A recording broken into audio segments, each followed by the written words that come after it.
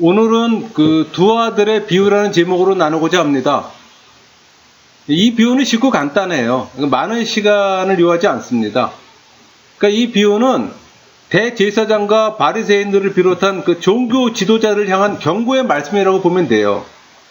그러니까 그들은 믿음에 있어서 하나님의 뜻을 성취하는 것처럼 보이지만은 실제로는 그렇지 않았다는 거예요. 하나님 나라에 들어가는 것을 세리와 창기들에게 빼앗기는 결과를 초래한 불행한 사람들이에요. 그러니까 이 비유가 당시의 그 종교 지도자들한테만 적용되는 건 아니에요. 그러니까 오늘날에도 입으로 주여 주여 하고 시인하지만 실제로는 전혀 하나님 뜻대로 살지 않는 그런 사람들 많잖아요. 그들을 향한 심판의 메시지예요. 그러니까 유대 종교 지도자들은 분노하거나 별다른 반응을 보이지 않았어요. 이 비유를 예수님께서 말씀하실 때 그들은 그냥 세례 요한을 믿느냐 안 믿느냐 하는 해석의 차이로 그냥 이해했던 거예요. 그러니까는 유대 종교자들처럼 우리도 영적인 감각이 무뎌져서 이 비유를 읽는 과정에서 뭐 그다지 동요가 없을 수도 있습니다. 모든 사람들이 다 동일하게 받아들이는 건 아니잖아요. 그러니까 그럼에도 불구하고 이 비유는 오늘날 우리 교회 생활하고 있는 많은 기독교인들에게 한번 심각하게 고민해야 될 문제를 던져주고 있습니다. 이 비유를 먼저 설명하기 전에 비유의 그 배경을 먼저 좀 보면은 그 마태복음 21장에 그 예수님께서 예루살렘에 입성합니다. 근데 여러분 예루살렘에 그 입성하시고 나서 예수님이 하신 일 두 가지가 있는데 뭔지 아시겠어요? 하나가 그 예루살렘 성전을 깨끗이 하시는 일입니다. 그러니까 두 번째는 무화과 나무를 저주하는 행동이에요. 그러니까 이 두 가지 행동을 하고 나서 적대자들이 이제 등장합니다. 그리고 예수님께 시비 걸어요. 그러니까 예수님의 적대자들이 예수님에게 그 시비를 거는 장면은 마태복음 21장 23절에 잘 나와 있어요. 예수께서 성전에 들어가 가르치실세. 그러니까는 성전에 가서 가르칠 때 이때 시비를 거는 거예요. 그러니까 어떤 문제로 시비를 거냐면 누가 이 권위를 주었느냐 이런 식으로 지금 질문을 하잖아요. 그게 권위 문제로 지금 시비를 거는 겁니다.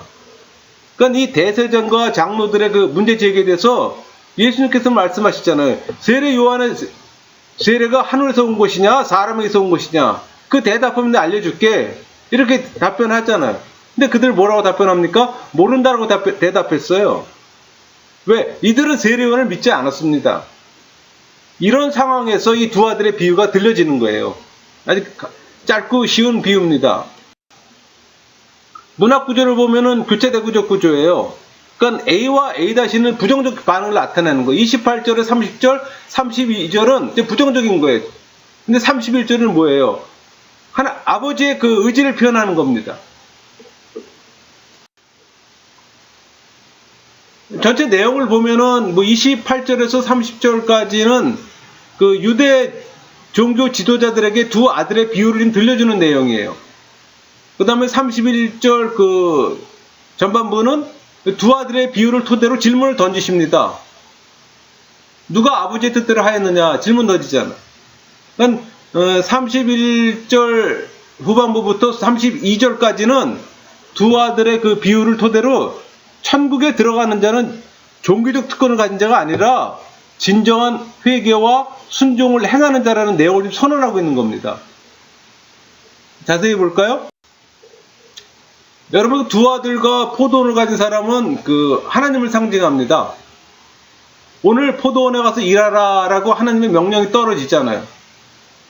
이 명령이 떨어지면은 아들들에게는 어떠한 계획이 있든 간에 상관없이 아버지의 명령을 따라할 것을 강조하고 있는 거예요.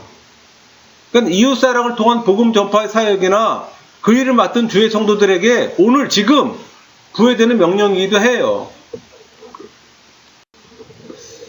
여러분 이 그 두 아들의 비유에 나오는 그 맏아들과 둘째 아들 요거는 지금 우리 개역개정 성경이 그 원어 성경하고 좀 다릅니다. 바뀌었어요. 맏아들과 둘째 아들이. 그래서 우리 개역 개정 성경에는 맏아들이 그 포도원에 가라 일하라 할 때 대답해서 내 가겠나이다 하고 가지 않았잖아요. 근데 우리 원어 성경에는 그 마다들이 제가 가지 않겠습니다 하고 나중에 후회하고 갔다는 표현이 나와요. 그러니까 그게 지금 개역 개정하고 원어 성경하고 달라요. 그리고 영어 성경에서도 마찬가지 원어 성경을 따라갑니다. 표준 세번역 성경도 마찬가지고. 그러니까 순서만 바뀔 뿐이지 의미 전달은 동일합니다. 그러니까 오늘 우리에게 전해진 성경은 첫째 아들이건 둘째 아들이건 포도원에 가서 일한 아들이 아버지의 뜻대로 행한 것이라고 주장하고 있습니다. 근데 그대로 그냥 받아들이면 될 것 같네요.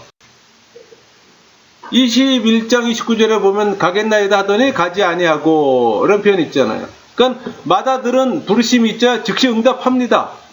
그러나 그는 복종할 생각이 없었어요. 또 그렇게 위선적인 행위를 했음에도 불구하고 뉘우칠 마음의 변화도 전혀 없어요. 그러니까 이 모습은 바로 성전 안에서 하나님의 뜻에 따르겠다고 맹세하면서 성전 밖에 가서는 그 맹세를 이행치 않는 그 당시 서기관과 바리새인들의 위선적인 생활상을 보여주는 거예요.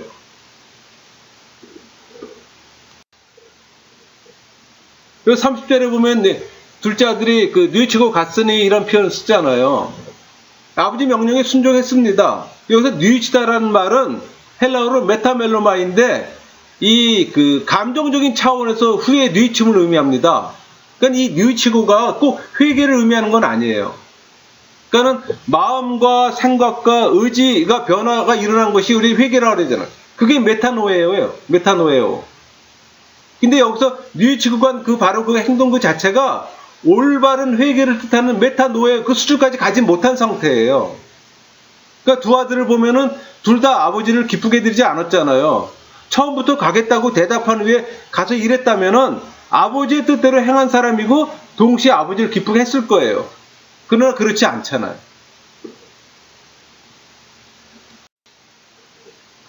사실 이 비유에서 두 아들은 냉정히 보면 모두 죄인입니다. 마다들은 아버지를 속이고 그 명령을 행하지 않은 거짓과 위선의 죄를 범했다면은 둘째 아들은 아버지의 명령을 완전히 거절하는 무례를 범했잖아요. 그 마다들은 예의 바른 자지만 정직하지 않은 자고 둘째 아들은 정직하지만 고집이 센 거예요.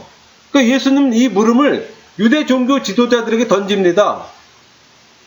문제를 제기함으로써 그들 스스로가 답변을 통해서 스스로의 정죄를 좀 선언케 하는 거예요. 고단수지요. 여기서 뜻대로 하였느냐? 뜻을 묻는 게 아닙니다. 행하였느냐를 묻는 거예요, 여러분. 자발적인 순종을 원하는 거예요. 단순히 지식적인 차원이 아니라 몸의 행동이 수반된 걸 지금 원하는 거란 말이에요. 그러니까 세리들과 창녀들을 언급하는데 여러분 이 세리들과 창녀들은 그 당시 이스라엘의 천민계층입니다. 완전한 죄인이에요. 소외받은 사람들이잖아요. 그러니까 세리와 창녀와 지금 이들이 비교되는 것조차도 치욕적인 일이에요, 지금. 이들은 종교 지도자잖아요. 오늘날로 하면 목회자예요, 목회자. 근데 그런 목회자가 그 인간성이나 그의 도덕성이나 그의 영성이나 그거를 지금 하층하고 비교를 하는 거거든요, 이건 지금. 그러니까 그들은 하나님 나라에 들어갈 수 없는 자들입니다. 이 세리와 창녀들은. 또 당시 사회 천민이라고 아주 공식적으로 말해두던 그 부류들이잖아요.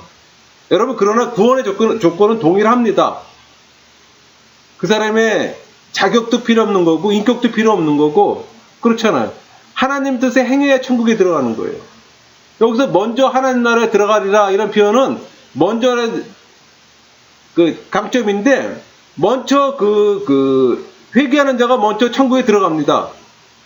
나중에 회개하는 자는 나중에 천국에 들어가는 거예요. 그 사실을 여기서 암시하고 있는 거예요. 여기서 지금 사실 세리와 창녀들은 천국에 간다 그랬지만은 종교 지도자라고 전부 다 천국 못 가는 건 아니잖아요. 이들이 깨우치고 회개하면 이들도 천국에 갈 수 있는 거잖아요. 천국의 문을 열어놓는 거예요, 지금.